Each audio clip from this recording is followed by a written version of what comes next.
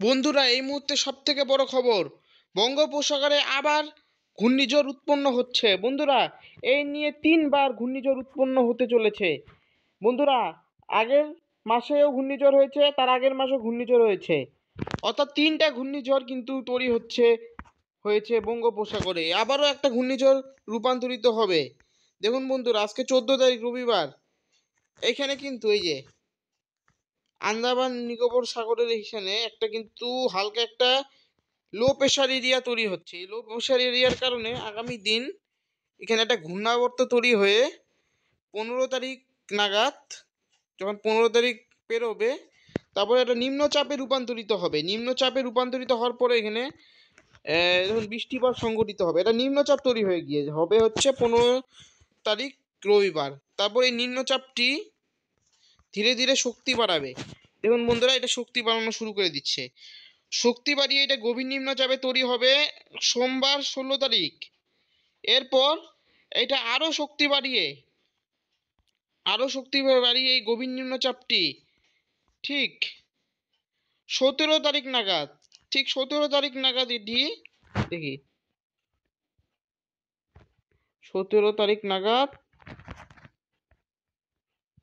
এটা 17 তারিখ দেখি ঘূর্ণিঝড়ে রূপান্তরিত হয় কিনা।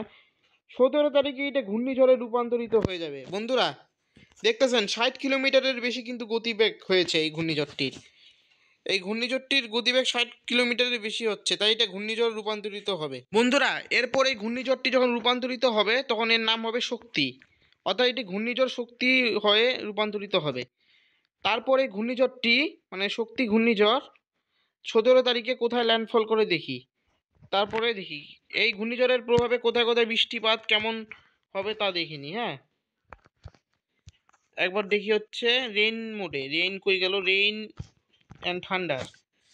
এই ঘূর্ণিঝড়ের প্রভাবে পুন্ডুচেরি, চেন্নাই, তারপরে হচ্ছে চেন্নাইয়ের আশেপাশের এলাকা, অর্থাৎ দক্ষিণ ভারতের তামিলনাড়ুর রাজ্যে উপকূল সব থেকে বেশি ব্যাপক ক্ষয়ক্ষতি হবে এই ঘূর্ণিঝড়ের প্রভাবে। এই ঘূর্ণিঝড়ের প্রভাবে ব্যাপক বৃষ্টি হবে তামিলনাড়ু, অন্ধ্রপ্রদেশ এই সমস্ত এলাকাতে। তারপরে এই ঘূর্ণিঝড় থাকবে কিনা দেখি। আপাতত জিএফএস মডেলে যা দেখানো হচ্ছে তাতে এই ঘূর্ণিঝড়টি কিন্তু আবার পরে নিম্নচাপে রূপান্তরিত হবে, মানে গভীর নিম্নচাপে। অর্থাৎ ঘূর্ণিঝড়টি ল্যান্ডফল না করেই কিন্তু একটা দেখি, এই ঘূর্ণিঝড় যদি 60 কিলোমিটার নিচে এসে যায় তাহলে এটা একটা নিম্নচাপ, গভীর নিম্নচাপ হবে। দেখুন বন্ধুরা, আবার 18 তারিখে এটি শক্তি ক্ষয় করে ঘূর্ণিঝড় শক্তি 18 তারিখে আবার গভীর নিম্নচাপ তৈরি হবে।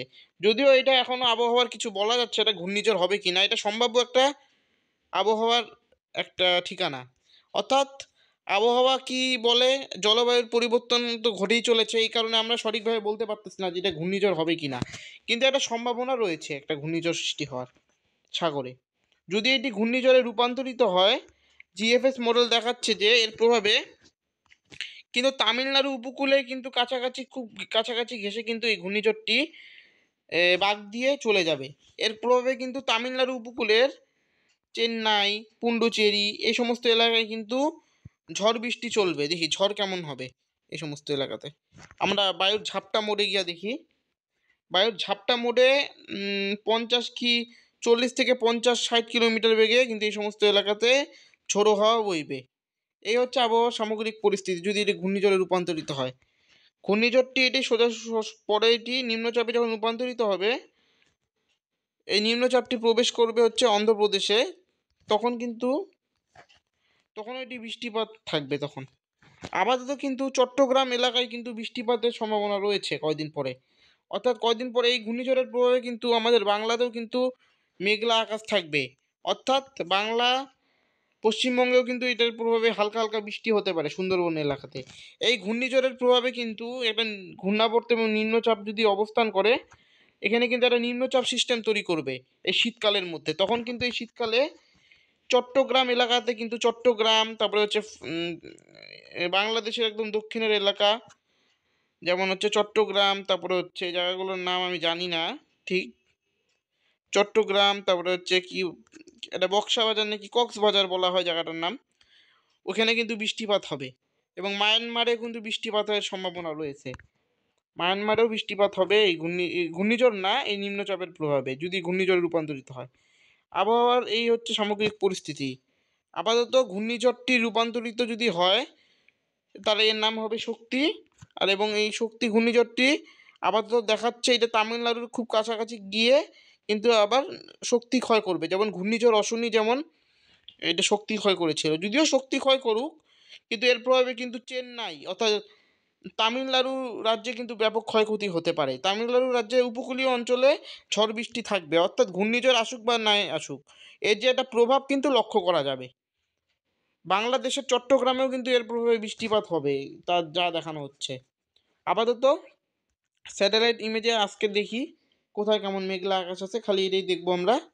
তাপমাত্রাটা আগামীকাল আমি আবহাওয়া দপ্তরের কাছ থেকে জেনে সেটি আপলোড করব ভিডিওটা।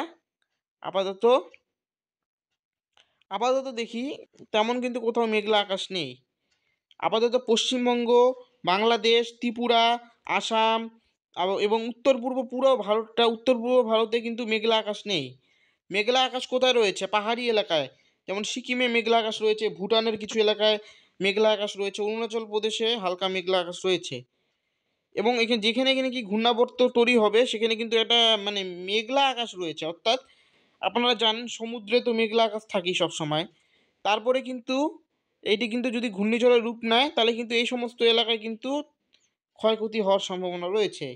আপাতত দেখা যাক কি হয়, আবহাওয়ার কোনো ঠিক ঠিকানা নাই, যখন তখন বদলাচ্ছে, যখন তখন গরম, বর্ষা, শীত পড়তেছে।